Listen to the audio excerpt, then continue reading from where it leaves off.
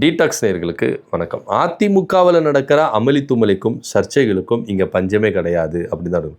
நாளுக்கு நாள் அதிமுகவில் நடக்கிற சம்பவங்கள் பல பல பகிர்களை கலப்புது.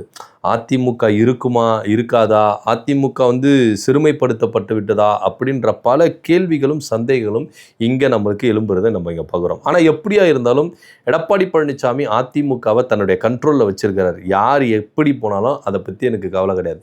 அதிமுக அப்படின்ற ஒரு கட்சி என் கூட இருக்குது, என்கிட்ட இருக்குது, அதில் எந்தவித மாற்று கருத்தும் இல்லை அப்படின்றது தான் எடப்பாடி பழனிசாமியோட கருத்தாக இங்கே இருக்குது.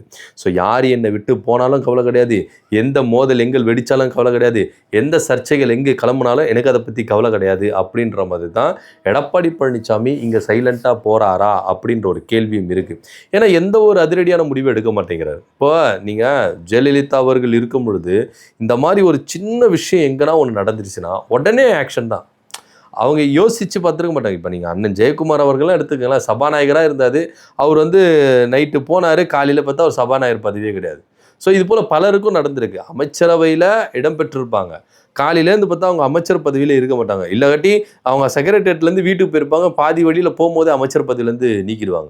ஸோ இந்த மாதிரி சம்பவம்லாம் அதிமுக ஆட்சி காலத்தில் ஜெயலலிதா அவர்கள் இருக்கும்போது நடந்திருக்கு. அந்த அளவுக்கு கட்சி தன்னுடைய கட்டுப்பாட்டில் வச்சுருந்தாங்க. ஆனால் இன்றைக்கி எடப்பாடி பழனிசாமி இப்படி நடந்துக்கிட்டாரா அப்படின்னா கிடையவே கிடையாது. ஒரு பக்கம் அவர் மேலே விமர்சனங்கள் முன்வைக்கப்படுது, கருத்துகள் முன்வைக்கப்படுது, அதிருப்திகள் முன்வைக்கப்படுது. இன்னொரு பக்கம் யார் எது பண்ணாலும் எனக்கு அதை பற்றி கவலை கிடையாது, நான் உறுதியாக இருக்கிறேன் அப்படின்ற மாதிரி தான் போயிட்டுருக்கு. இன்றைக்கி அதிமுகவில் பல சலசலப்புகள் நடக்குது, அதுக்கு பஞ்சம் இல்லை அப்படின்றத பார்க்குறோம். குறிப்பாக மகளிர் அணியை கூப்பிட்டு என்ன பண்ணார், ஆலோசனை மீட்டிங் நடத்தினார். ஸோ இந்த மகளிர் அணியில் லீமா ரோஸ் அவர்கள்லாம் கலந்து கொண்டாங்க. ஏன் லீமா ரோஸ் அவர்களை பர்டிகுலராக நம்ம சொல்கிறோம் அப்படின்னா, இந்த 25 எம்எல்ஏக்கள் ஆரம்பத்தில் போர்க்கொடி தூக்குனாங்களே, தாவேக்காவுக்கு ஆதரவு கொடுக்க போகிறோம் அப்படின்னு சொல்லிட்டு, அப்போது இந்த டீமை லீட் பண்ணதே லீமா ரோஸ் அவர்கள் தான் அப்படின்ற ஒரு பேச்சுகள் அடிப்பட்டது. அப்போது எஸ்பி வேலுமணி டீமு கூட லீமா ரோஸ் அவர்கள் உறுதியாக இருந்தாங்க. அவங்க லால்குடி தொகுதி எம்எல்ஏவாக இருக்கிறதுனால எஸ்பி வேலுமணி டீம் கூட தான் இருந்தாங்க. எடப்பாடி பழனிசாமி டீம் கூட வரல. இத்தனைக்கும் எடப்பாடி பழனிசாமி தான் சீட்டு கொடுத்து அவங்கள நிற்க வச்சு எம்எல்ஏவாக நிற்க வச்சு ஜெயிக்க வச்சார்னு வச்சுங்களேன். ஸோ இருந்தாலும் லீமா ரோஸ் அவர்கள் எஸ்பி வேலுமணி டீமுக்கு தான் ரொம்ப விசுவாசமாக இருந்தாங்க கண்டி, எடப்பாடி பழனிசாமிக்கு இல்லவே இல்லை அப்படின்றதும் இங்கே ஒரு விஷயம் பார்க்குறோம். அதை தொடர்ந்து எடப்பாடி பழனிசாமி என்ன பண்ணுறாரு அப்படின்னு பார்த்தீங்கன்னா, எஸ்பி வேலுமணி டீமில் இருக்கிறவங்க எல்லாருடைய மாவட்ட செயலாளர் பதவி, அந்த செயலாளர் பதவி, இந்த செயலாளர் பதவி, எல்லார் பதவியும் பறிக்கிறார். லீமா ரோஸ் பதவி மட்டும் ஒன்று பறிக்கவே இல்லை. அவங்க இப்போ கட்சிக்குள்ளே வரும்போது அவங்களுக்கு ஒரு போஸ்டிங் கொடுக்கப்பட்டது, மாநில மகளிர் அணி இணை செயலாளர் போஸ்டிங். அந்த போஸ்டிங் மட்டும் அவங்க என்ன பண்ணல, பறிக்கவே இல்லை.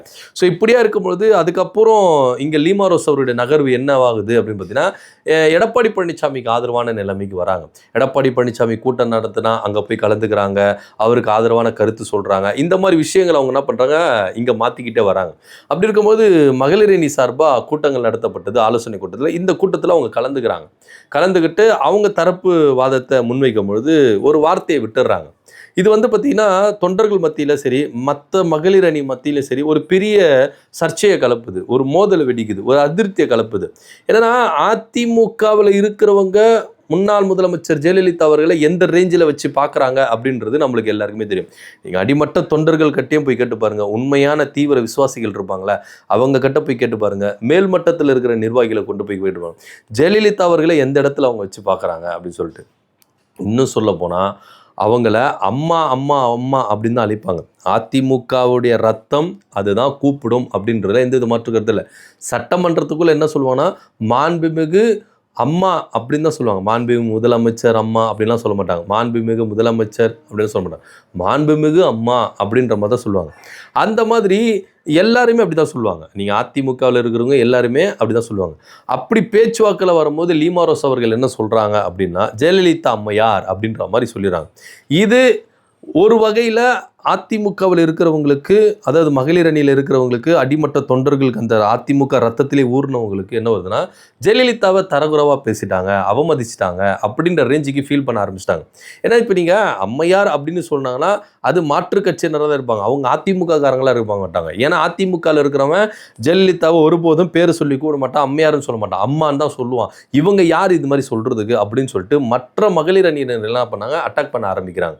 ஸோ இந்த மாதிரி ஒரு முற்றுமோதல் அதிகரிக்குது, வாக்குவாதங்கள்லாம் ரொம்ப பெருகுது.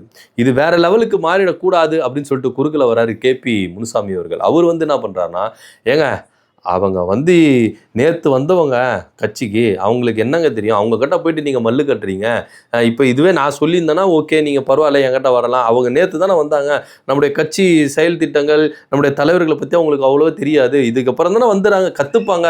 நீங்கள் இப்போவே வந்து அவங்க கிட்ட முட்டி மோதினீங்கன்னா எப்படிங்க அப்படின்னு சொல்லிட்டு அவர் என்ன பண்ணுற நிலைமையை சமாளிக்கிறார்.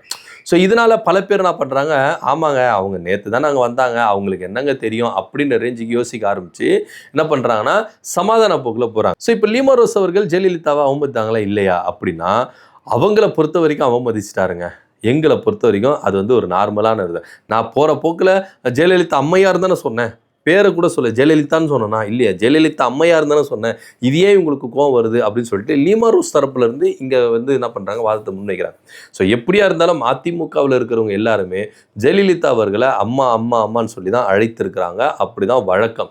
ஸோ ஜெயலலிதா அவர்களை ஜெயலலிதான்னு பேர் சொன்னதில்லை, அம்மையாருன்னு சொன்னதில்லை, மேடம் சொன்னதில்லை, எதுவுமே சொன்னதில்லை. அவங்க அம்மான்னு தான் கூப்பிடுவாங்க அப்படின்றதுல எந்தவித மாற்று கருத்து இல்லை. ஸோ இந்த முறைமையை லீமா ரோஸ் அவர்கள் மாற்றுறதுனால இங்க அதிருப்தியின் குரல் எழும்புது அப்படின்னு பேசப்படுது.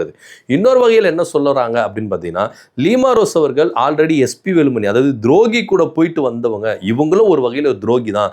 அப்படி இருக்கும்போது இவங்க உள்ள வரும்போது எதுக்கு இவங்களுக்கு முக்கியத்துவம் கொடுக்கணும்? ஸோ இதனுடைய விரக்தியின் காரணமாக கூட இதை டார்கெட்டாக வச்சு அவங்களை அட்டாக் பண்ணதுக்கான வாய்ப்புகள் இருக்குது அப்படின்னு கூட பல பேர் சொல்றாங்க.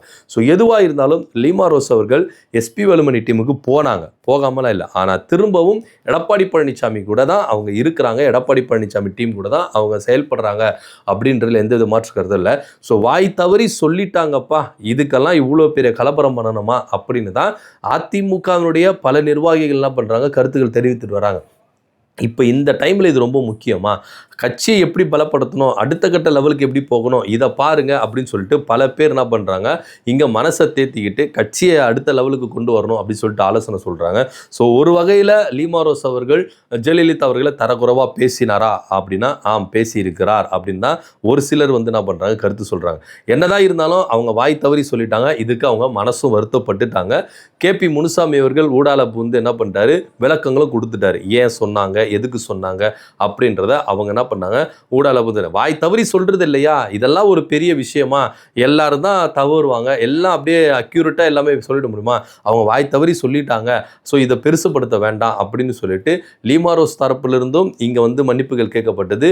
கேபி முனுசாமி அவர்களும் தலையிட்டு இந்த பிரச்சனை ரொம்ப சுமூகமா முடிச்சு விட்டுருக்கிறாரு அப்படின்னு தான் பார்க்கணும். ஸோ இனி வரும் காலங்களில் லீமா ரோஸ் அவர்கள் ஜெயலலிதா அவர்களை அம்மையார் சொல்ல மாட்டாங்க, அம்மான் தான் சொல்லுவாங்க அப்படின்னு தான் எதிர்பார்க்க வேண்டிய ஒரு விஷயமா இருக்குது. இதை பற்றியோட கருத்து என்ன அப்படின்னு கீழே கமெண்ட் பண்ணுங்க. நன்றி, வணக்கம்.